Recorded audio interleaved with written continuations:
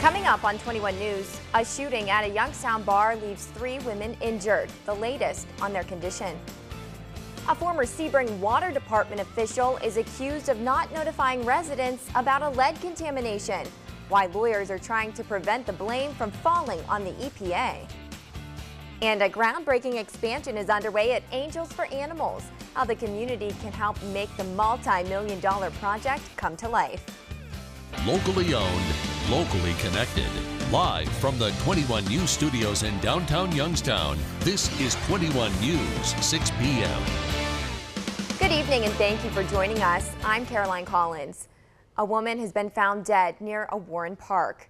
The call came in just after 6 o'clock this morning. A passerby reported the woman on the ground near Deemer Park. The Warren Police Department has confirmed she was shot. Her body was found near Raiders Path. Warren Police are continuing that investigation. 3 people are recovering after a shooting at a Youngstown bar early Saturday morning. Officers were called to Afro Dogs on Gibson Street around 4 a.m. The victims' shots were all females. Police say one of the victims may lose her eyesight in one eye. 2 of the victims drove to St. Elizabeth's in their own vehicles. A 3rd woman was taken by ambulance. Police say the women are in stable condition. We have no word on any suspects at this time. An update now on a story we first told you about yesterday. The sister of the woman found shot Saturday on Youngstown's south side says she's still on life support. Police were called to a home on Hilton Avenue yesterday morning. They found 32-year-old Denise Thurston slumped over in the driver's seat of a car with a gunshot wound to the head. She was taken to Mercy Health where she underwent surgery. She's been on life support since. Police arrested 31-year-old Terrence Edmonds at the scene. Edmonds is currently in the Mahoning County Jail on charges of felonious assault. Lawyers are trying to prevent the former Sebring Water Department operator from placing the blame on the Ohio EPA. James Bates is accused of failing to notify more than 8,000 residents of lead contamination in their water back in 2015. According to our print partner, The Vindicator, attorneys from the Attorney General's office filed a motion to keep Bates's attorney from using a mistake of fact defense. His attorney's argument would be that Bates is not guilty of the crimes. The attorney says he was waiting for the EPA to provide more guidance before he sent notifications to customers. Bates is set to go on trial on September 17th. Get ready for another detour if you take 224 between Poland and Newcastle. A portion of the road will close tomorrow so crews can replace a bridge.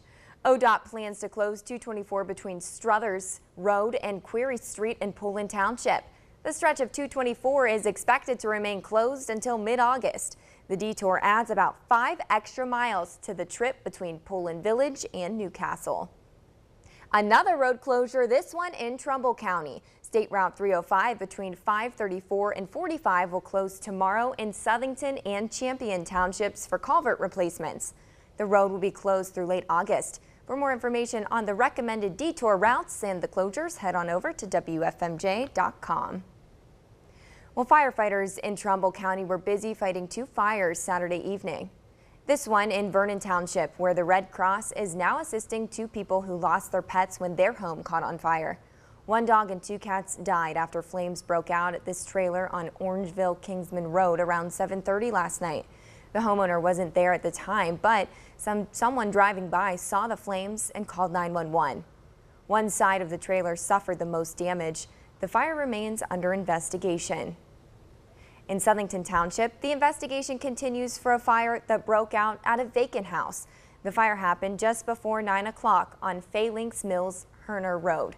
Crews were forced to block that road off while they let the house burn down. No word yet on the cause of this blaze. 2 people are dead after a robbery at a Toledo Dollar General. Officers were called to the store around 10 Saturday night for a robbery in progress. The Toledo Blade reports that the suspect, Dale Slocum, was shot after taking off and an encounter with police. He later died at the hospital. They found another person dead and 1 injured from stab wounds inside of that store. Officers approached when they arrived on scene. Witnesses stated that the suspect ran behind the building. Officer encountered the suspect, shots were fired, and the officer shot and killed the suspect. We discovered inside the business we have one gentleman dead from a apparent stab wound and another person was cut. The incident is being investigated as an officer-involved shooting. The name of the officer has yet to be released. A Youngstown-based company will be in the national spotlight tomorrow. City Machine Technologies will join other American companies in Washington, D.C. with President Trump and Vice President Mike Pence. This is all for a Made in America product showcase. The event is to celebrate and highlight each state's effort and commitment to American-made goods. Businesses from each of the 50 states have been invited to display their U.S.-made products. The Ohio State Highway Patrol is continuing to bring attention to its move-over law. OSP and state police in 5 other states, including Pennsylvania, are now focusing on its enforcement. The law requires drivers approaching any vehicles with flashing or rotating lights that are parked on a roadside to simply move over. Motorists should slow down and proceed with caution if moving over is not possible. The joint safety effort began today and will end on Saturday. A recall has been issued for certain Ritz Crackers products after a possible salmonella contamination. There's 16 total different items being recalled. The affected products include Ritz Crackers sandwiches and Ritz Bites products. The CDC says salmonella can cause fever and abdominal pain. This is a precautionary recall and there have been no reported cases of illnesses so far. For a full list of the products that should not be eaten, head on over to our website, WFMJ.com. Well, it was gray skies for your Sunday today, kind of like yesterday. Meteorologist AJ Harris is in now with a check of the forecast. Hi, AJ. Hi, Caroline. Well, those gray skies have actually turned into some rain this afternoon. So most of the day was dry, but now we can see there are some showers starting to move into the valley. And if we zoom in here, we see moving out of Columbiana County now into Mahoning County. So if you're over near Canfield, you guys are probably getting some pretty heavy rain right now. And over the next half hour or so, Trumbull County, you guys will start seeing that rain as well. Right now, I know just some pretty threatening looking skies up there. But so far, no thunder with this, just some rain. We'll keep an eye on that, and I'll have your full forecast in just a little bit. Caroline? Thanks, AJ. Next, a Valley pet shelter is expanding. We'll tell you how this is going to help with the care of thousands of pets waiting to find a home. And Ohio's libraries are expanding online learning. How residents will be able to access thousands of online courses for free. A groundbreaking ceremony for a major expansion is taking place at Angels for Animals. Janet Rogers tells us why the project is needed and how you can help. A groundbreaking ceremony for a new and buy a square foot for $200. To check out opportunities, log on Angels for Animals website or check them out on Facebook. With more local news, I'm Janet Rogers.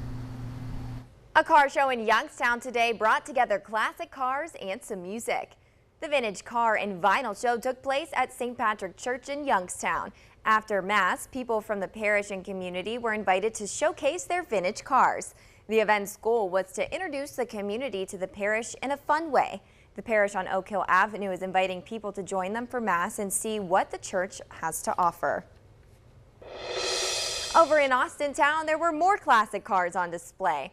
Car collectors and enthusiasts from around the valley drove into Greenwood Chevrolet for the 24th annual Corvette and Steel Car Show.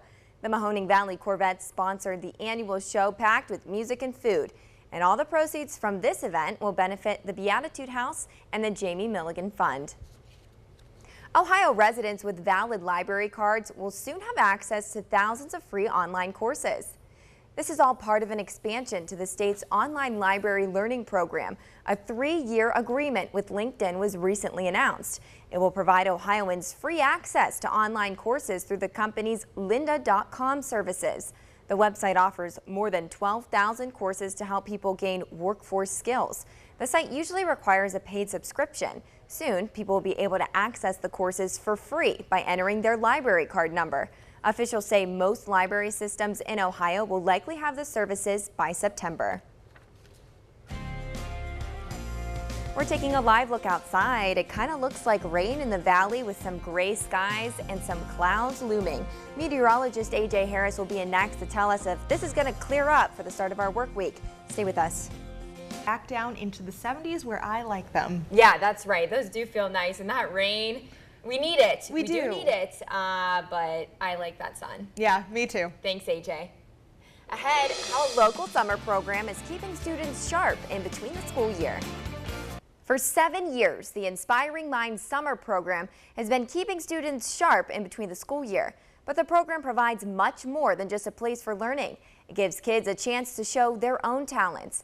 AJ Harris has more. After 6 weeks of learning, AJ Harris. Coming up, a steady final round by Francisco Molinari is good enough for his first major championship after the rest of the field faltered. Mike Ackelson has the highlights next. Series tomorrow night in Cleveland.